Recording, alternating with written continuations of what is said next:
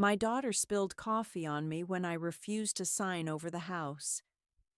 So I sold the house and bought a ticket to the seaside town where I once honeymooned 50 years ago, back when my body was strong and my heart still naive.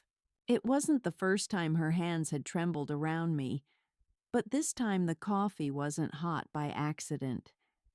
That bitterness was deliberate. I felt it in the way she held the cup too tightly before setting it down. And when it spilled, no apology, just a shrug, and you're always in the way. I watched the stain bloom across my cardigan like rust spreading on white lace, and something in me, some tether between love and obligation, snapped. It's a strange thing growing old under someone else's roof, especially when it used to be your own.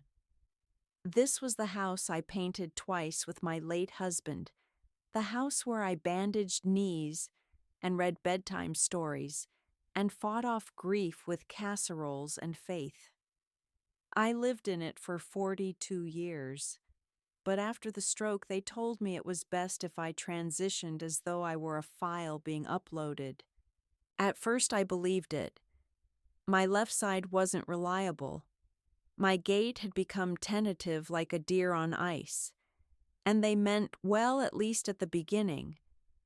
Mia, my daughter, brought me here with promises she called it a new chapter. What she didn't say was that the new chapter would be written in a language I couldn't speak, that I'd be consulted less and less, that my voice would grow hoarse from disuse. The walls in this room are yellow, and the light always seems tired. Every morning they ask if I've taken my pills, but no one asks if I've been dreaming. My grandson Jason once peeked into my room and asked if I ever got bored. I smiled and told him the truth only when I'm awake. They've taken to managing my accounts for convenience. My pension, my savings. Little by little, I stopped signing the checks. I let it happen. I wanted to be grateful. After all, what kind of mother bites the hand that helps her bathe? But it's not gratitude I feel anymore. It's a quiet grief, a steady ache. The kind you get when you watch someone water a plastic plant. A few weeks ago, I found a letter in the trash. It was from my bank, addressed to me, but opened, crumpled, discarded. It mentioned a withdrawal I hadn't made. Several, in fact. I asked Mia about it. She laughed nervously, brushing it off. It's for groceries, gas, Jason's school fees. Don't be dramatic. Dramatic. That word again. As if age turns everything you say into theater. As if I can't tell the difference between memory and manipulation.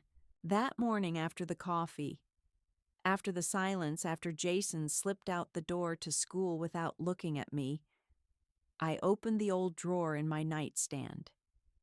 Inside were photos, deeds, and a key to the safety deposit box I had almost forgotten existed.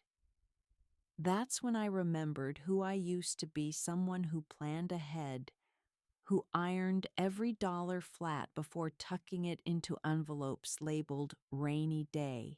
Well, the storm had come. That afternoon I called my lawyer. His number was still scrawled in my late husband's handwriting on the back of a utility bill. I told him I wanted to sell. Not consult, not consider sell. Is your daughter aware of this? He asked. She's about to be, I said. Mia cried when I told her. But not the way you think. Not from sadness. From fury. You're making a mistake, she said. Do you know how hard we've worked to take care of you? Take care. What a peculiar phrase. To take care. I thought care was something you gave, not something you took. I moved out quietly. No ceremony, no confrontation. Just packed a single suitcase, the one with the scuffed corners, and a ribbon on the handle. The house sold faster than expected. People love a bargain. I used the proceeds to book a long-term stay in a little coastal town where the ocean sounds like prayer and no one knows my name. I live in a room above a bakery now. The owner, a widow with kind eyes and arthritis in her fingers, brings me fresh bread every evening. I sit by the window with my tea and watch gulls argue over scraps. They remind me of family dinners. I'm not bitter, at least not in the way they expect. What I feel is clarity. The kind of clear you get after a good rain when the dirt settles and you finally see the shape of the path you've been walking. I'm beginning again, not in the way of youth, but with the quiet dignity of someone who remembers who she is. I've started walking again. Not far and not fast, but enough to remind my legs they were once strong. Each morning I take a slow lap down the narrow boardwalk that curves along the harbor. The fishermen nod when they pass me. One of them, Edward, tips his hat and says, "Morning, Miss Eleanor," as though I were someone worth noticing. I nod back with a smile tucked like a secret in the corners of my mouth. I never told him my name. I've started writing again, too. I bought a notebook from the tiny stationery shop run by a couple who barely speak English, but always smile as though we've known each other forever. The pages are cream-colored, thick and luxurious under my pen. I write letters I'll never send to Mia, to my husband, to the woman I used to be when my hands still stirred soup and settled arguments with a single glance. Sometimes I write just to hear my own thoughts echo back at me. I wonder now how long I had been silencing myself. You don't notice it at first, the erosion of agency. It begins in the smallest places. Let me handle that. Don't worry about this. We've already decided. And you're grateful because rest sounds sweet when you've been fighting gravity for decades. But there's a line between rest and relinquishment. A line I stepped across without realizing until I was miles from myself. I think the most painful part of manipulation is not the betrayal. It's the self-doubt it leaves behind. The questions that slither into your bed at night. Was I too demanding? Too fragile? Did I imagine the way her voice sharpened when she said, "My house"? Did I mistake concern for control? But here, with the scent of yeast and sea salt, I've stopped asking. I don't need answers from people who never listen to the questions. I've begun to believe what my own soul whispers in the quiet. You did not deserve to be erased. One morning I received a letter forwarded from the old address. It was from Jason. The handwriting was tentative, stretched thin like a boy trying to write with adult hands. "Grandma, I miss you. Mom says you're being selfish and that you don't want to be part of the family anymore. But I know you're not selfish. I think you were sad. I hope you're okay. I'm trying to save up to come visit you one day. Please write me back. Love, Jason." I sat with the letter for hours. I didn't cry. I didn't rage. I simply held it between my palms, as though warming it would bring him closer. I remember the way he used to sit by my feet when he was little, folding his legs like origami and asking questions about the world. He was always watching, always listening. Maybe he still is. I haven't written back yet. Not because I don't want to, but because I want to be sure I write to him as the woman I am now, not the grandmother who once sat quiet in the yellow room, too afraid to name what she knew. There's no handbook for reclaiming your life in the third act. No therapist handing you gold stars for confronting your grown child. Just the quiet victories, remembering your PIN number, saying no and meaning it, throwing away the medication you no longer need because your health improves once your soul is no longer suffocating. I keep a little box on my bedside table. Inside it is a keychain Jason made me years ago, a plastic thing, colors all faded, my name spelled in crooked letters. It's scratched and ugly and beautiful. I held on to it through the move. I nearly threw it away once, thinking it would only hurt to look at. But I realize now love isn't the absence of hurt. It's the thing that survives in spite of it. And so I've decided I will write back. I will tell him I'm safe, that I'm not angry, that even when people you love try to dim your light, it's still there waiting to be uncovered. I'll tell him about the seagulls and the bread and the little harbor where I walk every morning. I'll invite him not out of guilt but out of hope, because if I've learned anything, it's this: walking away isn't the end of love. Sometimes it's the only way to teach it how to begin again. The letter I wrote to Jason was 5 pages long. I began it on a gray Tuesday, with the rain dancing a soft rhythm against the window pane.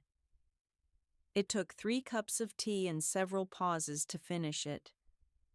Not because I didn't know what to say, but because I wanted each word to hold the weight of truth wrapped gently in kindness. I wanted him to understand without turning him against his mother. That is a delicate bridge to build when one is still mourning the collapse of another. My dearest Jason, thank you for writing to me. Your letter found me on a quiet morning and brought with it a rush of warmth I hadn't felt in some time. I miss you too more than words can contain. I want you to know I'm okay now. Really okay. Not just getting by or being managed, but living like when we used to bake cookies at night and the house would smell like sugar and cinnamon. That kind of okay. I didn't leave because I don't love you or your mom. I left because I had to remember how to love myself again. And sometimes when people love you, they still don't understand how to care for you. That doesn't make them evil, but it doesn't make the hurt disappear either. I hope you're being gentle with yourself. The world needs people who feel deeply like you do. I believe in you more than ever. If you ever want to visit the seaside and taste the best sourdough you've ever had, my door is open. All my love, Grandma. I walked it to the post office myself, each step slow, deliberate, like a ceremony. I handed it to the clerk, who wore a crooked smile and smelled faintly of lavender. As the letter slipped through the slot, I felt something uncoil in my chest. Grief is a shapeshifter. When Harold died, it came like a wave, sudden, engulfing, loud. But the grief of watching your child become someone you don't recognize, that is a slow drip, like water wearing down stone. It carves deep and quietly. I didn't know I was grieving until the silence between us began to feel more honest than the conversations we had. After the letter, I allowed myself to settle more deeply into this new life. I made friends with Anna, the bakery owner, upstairs. She tells stories with her hands' scarred, gnarled fingers that have kneaded dough and buried husbands. She doesn't ask about my past, and I don't pry into hers. Our companionship is built on the gentle recognition that some women have carried too much to speak it all aloud. She once told me over black coffee and apricot scones, "Leaving is its own kind of loving." It says, "I will not let you destroy me because I still believe there's something of me worth saving." I didn't answer. I didn't need to. We meet most evenings now, sharing warm rolls and watching the sun perform its final bow over the sea. I never tire of it. The horizon is always changing, sometimes violet, sometimes bruised with storm, but it reminds me that even the day itself knows how to end without regret. One morning I woke up to a voicemail from Mia. Mom, I don't know what to say anymore. You just left. You didn't even talk to us. Jason's confused, and frankly, I'm furious. You're acting like we're the enemy. After everything we've done for you. Whatever. Call me back when you're ready to be reasonable. I replayed it twice. The second time I listened less for the words and more for what was missing. No apology. No curiosity. Just injury and expectation. That's the thing about people who manipulate you subtly for years. They believe they're entitled to the version of you they helped shape. But I am no longer that version.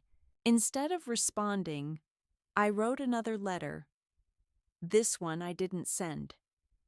I burned it in a small clay bowl on the windowsill, watching the paper curl and vanish into smoke. I whispered to the ashes, I forgive you. But I am not coming back. That act, small as it was, left me trembling, but it also left me free. I've begun volunteering at the local library, just shelving books for now, though the librarian Jules has hinted I might help with reading sessions for children. The thought fills me with a quiet thrill. It's funny how life gives you back what was taken, just in different shapes. Once I read bedtime stories to a child who stopped listening. Now I might read to ones who listen with open hearts and wide eyes. Some days I still ache. That doesn't vanish. But I no longer mistake pain for punishment. I've learned that healing doesn't mean forgetting. It means reclaiming. And I am reclaiming all of it, the peace, the strength, the wisdom, and the joy. I have begun to hum again. Simple songs. Nothing fancy. Just small tunes that feel like warm cloth around the bones. This, I think, is what dignity sounds like. A week later, Jason called. I didn't recognize the number, but I knew the voice instantly. That boyish tremble at the edge of his words, hopeful even as it tried to sound casual. Hi, Grandma. I hope it's okay I called. I found the number on the envelope. I paused. Let the silence carry something kind. It's more than okay, I said, my voice catching in the throat like wind in a curtain. He told me he'd read my letter 3 times once out loud. I didn't know you could feel sad and brave at the same time, he said. I smiled at the phrase. That's how I've felt for months, darling. Maybe longer. He asked about the sea, the bakery, the town's name, Mireille. Sounds like a painting, he said. I could hear the scribble of a pen in the background, as if he wanted to capture it. We spoke for 43 minutes. I know because I sat staring at the timer after he hung up, unwilling to let it disappear just yet. He didn't mention his mother much. Just once when he said, "She's not mad anymore. Just tired." I nodded, though he couldn't see me. Tiredness can be honest or manipulative, and sometimes both. I didn't probe. Instead, I told him I was glad he called, that I'd been thinking of him each day, that he was not the reason I left, that love, real love, doesn't vanish. It only sometimes goes quiet like a dog waiting at the door. He asked timidly if he might visit in the summer. I said yes. My God, yes. After the call, I cried, not the aching kind, but the sort that comes when something you planted finally begins to bloom. I sat on the edge of the bed with the window cracked open, letting the salt air stitch me back together. The days have settled into a rhythm here.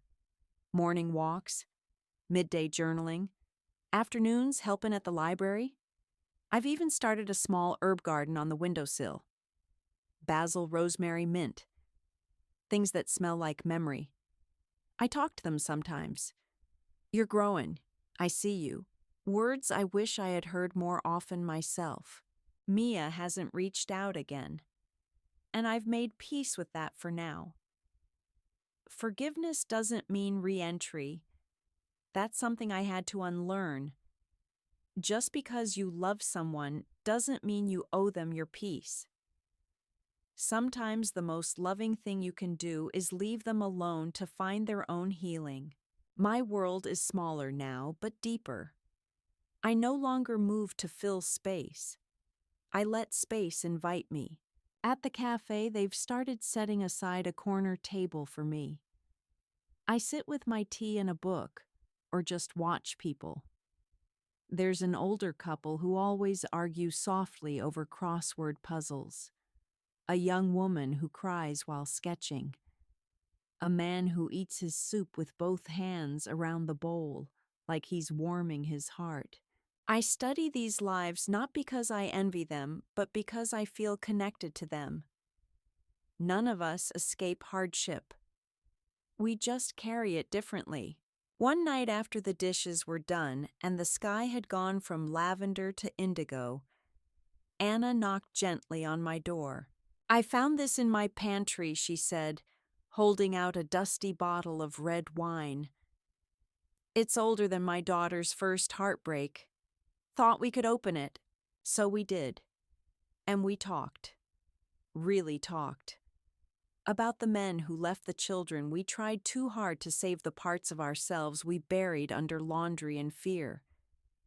We laughed until we cried. Cried until we laughed. It felt like communion, not of religion, but of recognition. At one point she said, "It's strange, isn't it? How they call us fragile when really we're the ones who keep surviving." And we clinked our glasses to that. That night, I wrote one sentence in my journal: I no longer apologize for outliving the version of myself they preferred. I've started making a list in the back of the notebook. I call it my library of self. It's just a string of things I've reclaimed. My name not Mom when it's meant to be a leash.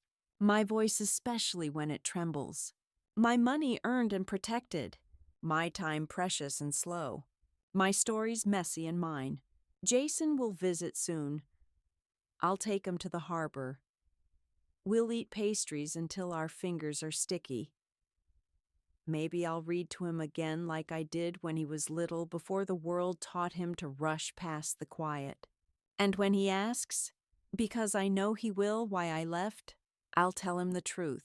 Not the easy one, but the real one. I left because I finally understood that staying was a way of disappearing. And I was not ready to disappear. There's a small wooden bench at the end of the pier, its paint peeling in flakes that fall like dandruff onto the planks below. I've claimed it as mine. No one else ever seems to sit there. It's too far from the shops and not quite close enough to the cafes. But it's perfect for me, just enough distance from everything. From people. From noise. From memory. I go there in the evenings now, a blanket over my legs and a thermos of chamomile in hand. The wind off the water carries a bite in it, but I like it. It reminds me I'm alive, that I have skin breath and blood that still moves with purpose. Yesterday I saw a woman standing by the water's edge, her reflection fractured by the rippling tide. She must have been in her 50s, though she moved like someone younger, shoulders pulled back, spine proud. But her eyes carried something I recognized. When she noticed me, she smiled, then looked away too quickly. I didn't call her over. I didn't need to. I knew she'd come when she was ready, if she ever was. That's something else I've learned here, how to hold space. Not every presence needs to be filled with talk or company. Sometimes the purest form of connection is the offer to simply be beside someone without requiring anything from them. I never knew how much energy it took to be needed all the time. Back in Mia's house, my house, let's not forget I was always on call. Even when I was told to rest, I felt watched. Like any sign of dissatisfaction would be used as ammunition. If I didn't eat the dinner she made, it became an insult. If I asked to go out alone, it was treated as rebellion. But here I am, only accountable to the wind, the sun, the rhythm of my own pulse. When I think back now, I see how well-meaning intentions can harden into something colder. Mia wasn't always sharp with me. In fact, there were moments of real tenderness after my stroke. She helped me bathe, combed my hair as if I were porcelain. But somewhere along the line, pity morphed into ownership. She began speaking about me instead of to me. At the doctor's office, she answered questions meant for me. At the bank, she waved my confusion away like it was a gnat insignificant. At home, she made choices that she presented as kindness, but were really convenience for her, and I allowed it. That's the part that stings. Not her behavior, but my silence, my complicity. I was so afraid of being a burden that I let myself be boxed and labeled, then tucked onto a shelf like a keepsake no one really wants to throw out but doesn't know where to display. But I am not a keepsake. I am a woman who has buried a husband, raised a family, survived illness, and still finds wonder in a seagull's cry or the crackle of crust on fresh bread. That realization didn't strike me all at once. It came in pieces, one during a late-night thunderstorm, another while reading a worn novel with my name scrawled in the corner from decades ago, and another especially sharp the first time I dared to laugh here. Truly laugh. Without apology. Each piece was a tile in the mosaic of myself I'd been quietly rebuilding, and now I'm almost whole again.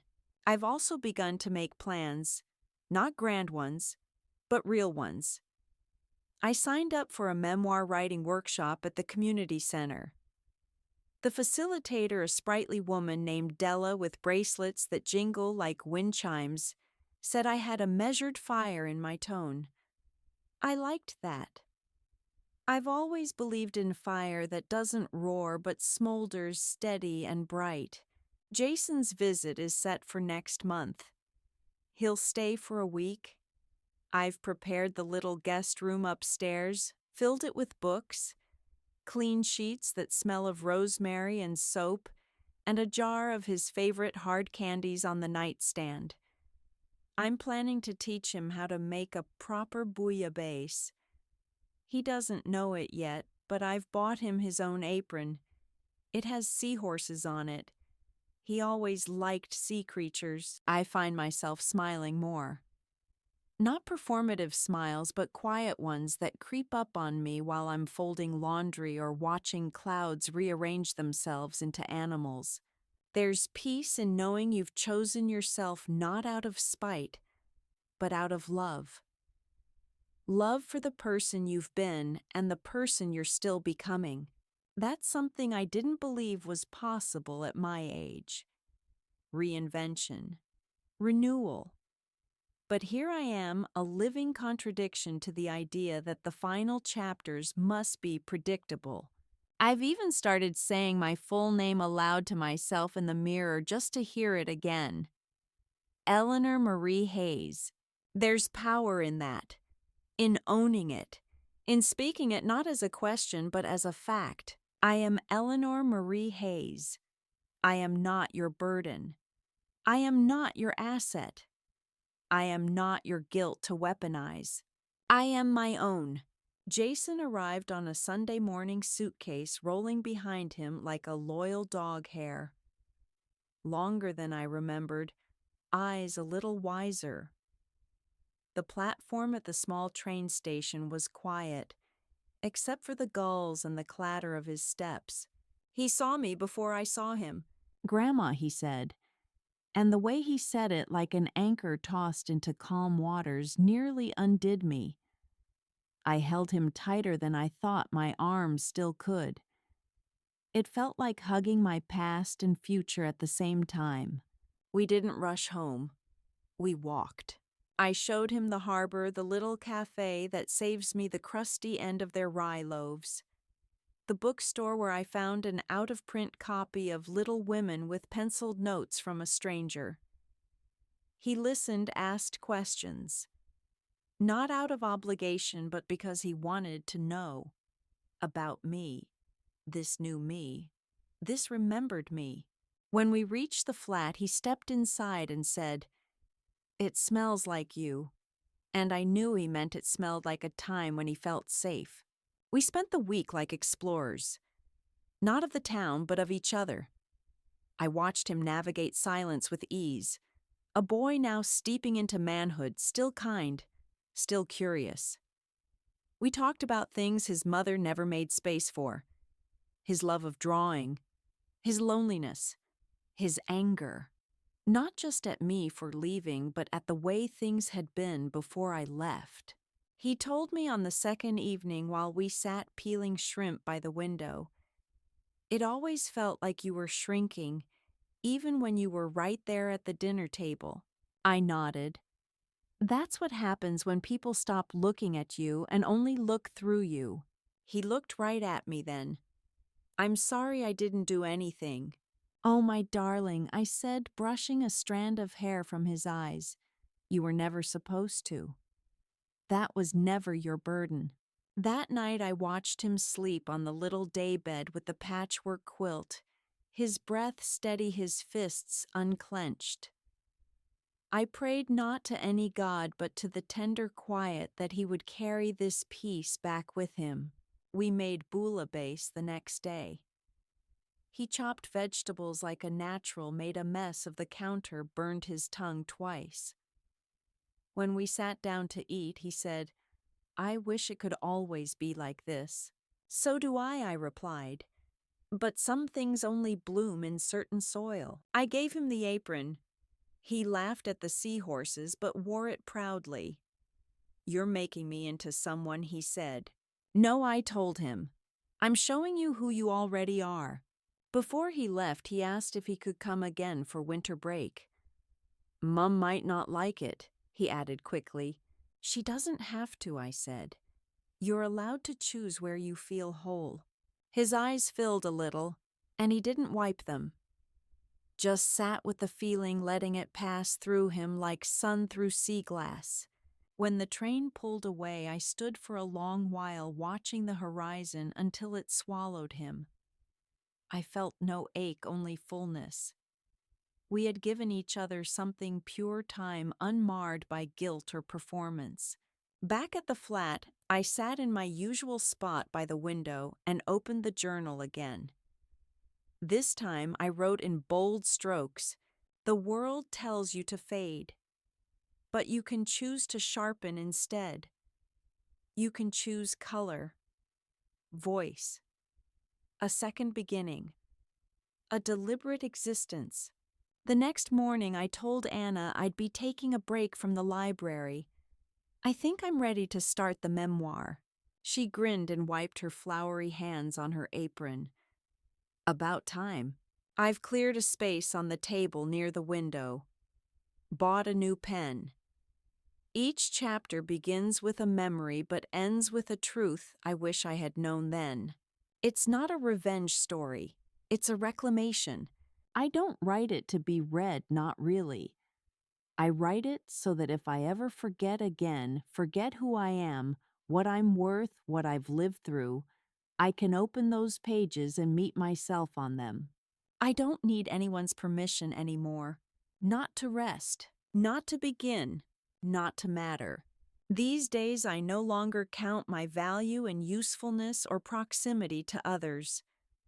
I measure it by the steadiness of my breath, the calm of my nights, the joy I take in a meal made with my own hands. The world outside keeps rushing. But here inside this tiny home above the bakery, I live in the sacred space between what was and what could have been. And finally, I am enough for myself,